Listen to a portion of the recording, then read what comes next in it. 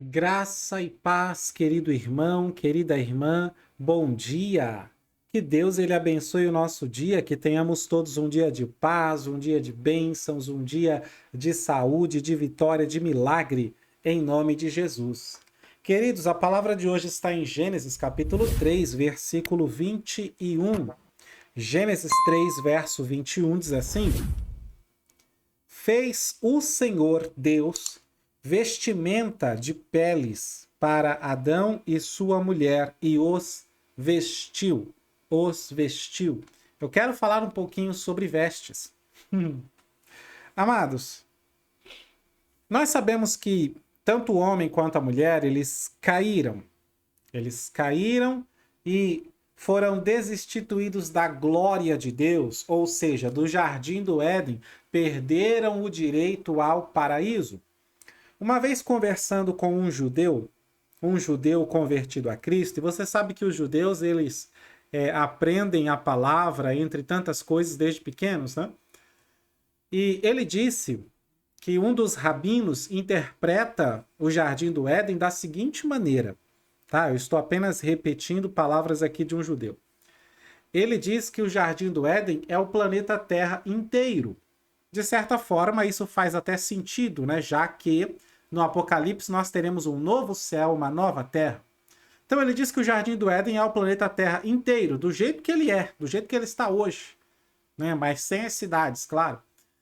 E ele diz que ser expulso do jardim é ser expulso da glória de Deus, ser expulso de uma dimensão espiritual onde você pode ver Deus passeando pelo jardim, onde você pode conversar com Deus face a face, como Moisés conversava com Deus, como a nuvem Shekinah que acompanhava o povo, onde você tem uma comunhão muito forte com o Senhor, onde o mundo espiritual e o mundo físico são a mesma coisa. Então eles são expulsos dessa dimensão espiritual e assim estamos nós até hoje. Não temos esse contato direto, esse contato muito próximo, né? Para nós hoje o mundo espiritual é uma coisa assim muito esquisita, muito estranha, difícil de entender. A gente fica imaginando se é outra dimensão, se é outro lugar, se é por aqui mesmo, nos ares, enfim, tem muitos estudos acerca disto. Mas quando ele diz isso, eu sou tentado a concordar porque estamos destituídos da glória de Deus. E que glória maravilhosa eles não tinham, Adão e Eva, lá no Jardim do Éden. A presença de Deus, dia após dia, sem falta, à tardezinha, conversando com eles, tendo uma comunhão linda e maravilhosa. Não é verdade? Agora, quando eles são destituídos da glória de Deus, eles ficam somente com esse plano físico, com aquilo que nós conhecemos hoje. Então, por isso, dão-se conta, né? Eles deixam de olhar para Deus, deixam de olhar para cima, deixam de buscar as coisas que são de cima, e agora eles se dão conta das coisas que estão embaixo e começam a olhar para baixo. Eles olhavam só para Deus, mas agora eles estão olhando para si mesmos e percebem que estão nus. Então eles tentam fazer para si vestes de folha de figueira. E o nosso Deus, quando vê isto, reprova aquelas vestes. Ou seja, a intenção do homem e da mulher era de cobrir a sua vergonha. Porque todo pecador é vergonhoso.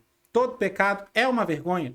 Eles tentam cobrir a sua vergonha. E isso é bom, isso é interessante, isso é uma boa atitude de alguém que está se arrependendo, não é verdade? Você está tentando minimizar o seu erro, o problema que você causou. É o que eles estão fazendo, tentando cobrir a sua vergonha. Mas Deus reprovou aquilo. Era uma boa intenção? Era uma boa intenção. Sim. Fazia sentido? Fazia sentido. Tanto é que o próprio Deus fez vestes para eles. Vocês tiveram uma ideia excelente de fazer roupas, de fazer vestes para si. E eu vou adotar, aprovar essa ideia. Mas o método como vocês aplicaram, eu reprovo. Ou seja, o homem por si só não tem noção do que é a vestimenta ideal. O homem por si só não tem noção de como Deus gostaria que ele se vestisse. Ao mesmo tempo, nós percebemos que Deus não quer que o homem decida como se vestir. É Deus que faz questão de vestir o homem. A Bíblia fala de vestes, dando a ela um significado espiritual. Isaías, por exemplo, ele fala de vestes de salvação.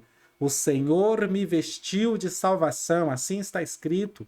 Glória a Deus. Então, tratando-se de salvação, uma vez que eles caíram em pecado, que eles estão destituídos da glória de Deus, tratando-se de salvação, o homem não pode salvar a si mesmo. O homem não pode,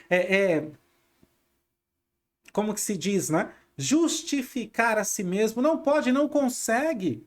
A ideia é boa, vocês precisam de justificação, vocês precisam de salvação, mas a forma como o homem tenta aplicar isso é totalmente reprovada por Deus. Somente Deus pode salvar, somente Deus pode justificar o homem. Por isso Deus fez questão de preparar para eles, o próprio Deus, o primeiro alfaiate de toda a história. O próprio Deus fez questão de preparar para eles roupas de peles, e os cobriu e os vestiu, louvado seja o nome do Senhor Jesus. Quando eles aceitam essas roupas, rejeitando a deles, Senhor, eu reconheço que essas roupas de folha de árvore aqui não estão legais. Eu preciso rejeitar isso. Então, quando eles abrem mão do seu jeito, da sua tentativa de se justificar, de se salvar, e aceitam as vestes de Deus, eles estão aceitando a graça,